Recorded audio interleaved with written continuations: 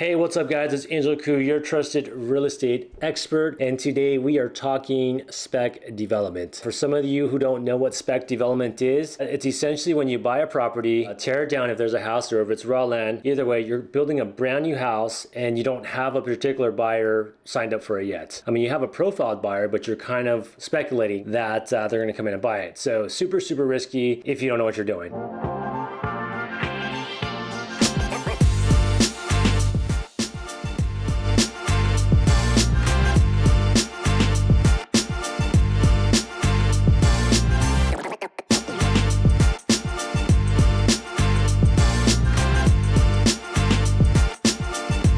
But before we dig into that, we're gonna jump back to 2016. This is one of the first spec deals I've ever seen, and it was pulled off perfectly. A developer by the name of Bruce Makowski. If you don't know who he is, he's a luxury handbag mogul. So he made a lot of money selling these things on like QVC or Home Shopping Network, one of the two. He made a ton of cash. He teamed up with an architect by the name of Roman James, and they created this amazing masterpiece in Truesdale Estates. This is one of the biggest properties at the time, guys. When they first brought it on the market, I think it was like 80 or 85 million bucks. Absurd at the time. The property did eventually sell for $70 million to a person by the name of Marcus Notch Persons. He is the Minecraft guy. He created Minecraft. I believe that year sometime Microsoft basically cashed him out, became a billionaire literally overnight. Multi-billionaire or billionaire, I'm not sure. Anyhow, so he had a ton of cash, came into town, bought this amazing property. The rest is history. So that's kind of an example of how a spec deal goes down. Back to our conversation, and today we're going to talk about the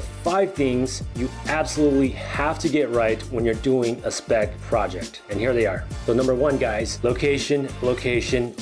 Super important. Like what Bruce Makowski did, he built an amazing house in one of the best areas of Truesdale Estates / Beverly Hills, and he knew that people would pay. I believe this thing was close to like 20,000 square feet. He put a price tag of 85 million. Someone came in and bought it because the area was right for it. He didn't build something too small, and he didn't build something too big, because if it was any bigger, it might have been a little bit tougher on that sales. It's kind of like that perfect fit. So that's number 1, guys. Location. Make sure you're building appropriately for the area, not too big or not too small. Number 2, architectural design. If you're in Hollywood Hills, in the Bird Streets, you're planning to build something, don't build, say, a traditional or a Spanish. It's not going to do well, guys, because most people going up there, dudes or the bachelors, the party animals, they're going to want something super modern, someone like a Paul McLean design, where it's a lot of clean lines, a lot of glass, and very sleek. Recently, someone built another spec project up there. It was actually a Spanish style property. Long story short, guys, this thing was like 30 million bucks. It eventually sold for less than 10 million. And in retrospect, if you're down in the flats of Beverly Hills, you're gonna wanna go and build something traditional, like a Spanish or a modern farmhouse. That sells really well down there. Why?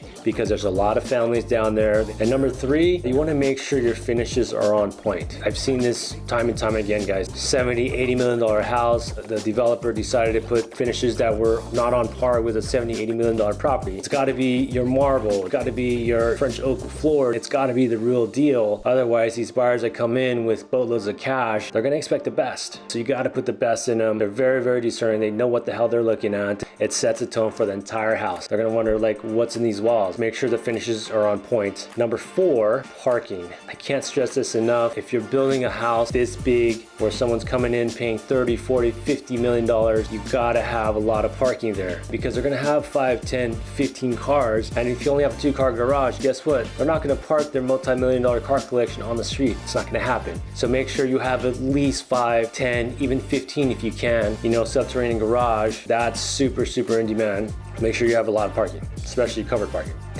And number 5, last but not least, entertaining space. A couple of years ago, I was showing a house to a client. He was spending upwards of 100 million bucks, right? We looked at this house. It was on 2 acres, 20,000 square feet, perfect for him. The one deal killer, because the pool was an average size pool, fits 10, 20, maybe 30 people. His remark was, you know, hey, look, if I have a get together, I need to have a space where 50 to 100 people can kind of congregate. And on top of that, anyone spending this kind of money, they're gonna have a ton of parties. They're gonna have a lot of people over all the time. Why? Because they want to show off their beautiful house you just sold them or you just built for them. Before we end out, I'd like to bring in a real world example. It's actually a listing I just put on the market. This is in one of the best streets in all of Truesdale Estates, better known as Billionaire beginner's row. This makes for the perfect spec project. We're only asking 22 million bucks, and I know that sounds like a lot of money, and it is, but for 22 million, you get an acre of land in Truesdale Estates with a view. So basically what you would do here, following the formula we just talked about, was you would build, say, a 20,000 square foot house here, and the exit price would be in the neighborhood of 70 plus million.